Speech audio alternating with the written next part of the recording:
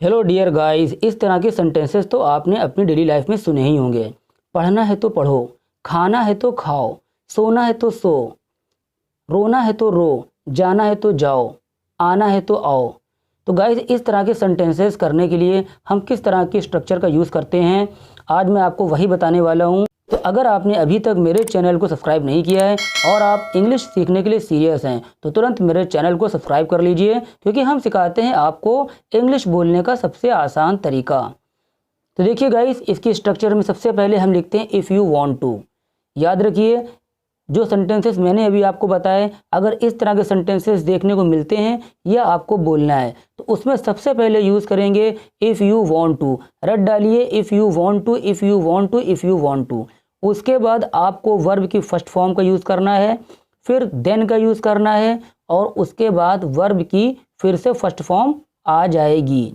चलिए इसको समझते हैं कुछ एग्जाम्पल से। पढ़ना है तो पढ़ो, इफ़ यू वांट टू, ये तो आपको बोलना ही बोलना है। और पढ़ना यानी कि स्टडी, वर्ब आ गई आपकी, फिर देन का यूज़ करना है और लास्ट में फिर से वर्ब आ जाएगी यानी कि study.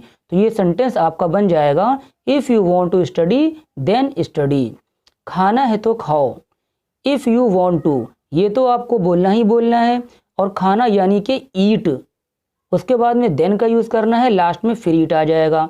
If you want to eat then eat. सोना है तो सो, इफ़ यू वांट टू, ये तो आपको बोलना ही बोलना है और उसके बाद में वर्ब यानी कि आपकी आ जाएगी स्लीप, फिर देन का यूज़ करना है और लास्ट में भी आ जाएगा स्लीप। तो आपका ये सेंटेंस बन जाएगा if you want to sleep then sleep.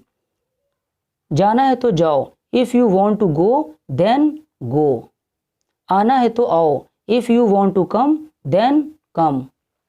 खेलना है तो खेलो, if you want to play then play. नहाना है तो नहाओ, if you want to bathe then bathe. देखिए यहाँ पर जो बेथ आया हुआ है, आप ये बेथ की जगह पर टेक अ बाथ का भी यूज़ कर सकते हैं। If you want to take a bath then take. चाय पीना है तो पियो, if you want to take tea then take. आप टेक की जगह पर हैव का भी यूज़ कर सकते हैं। तो ये आपका हो जाएगा if you want to have tea then have. झूठ बोलना है तो बोलो, if you want to tell a lie then tell. कपड़े धोना है तो धो, if you want to wash clothes then wash.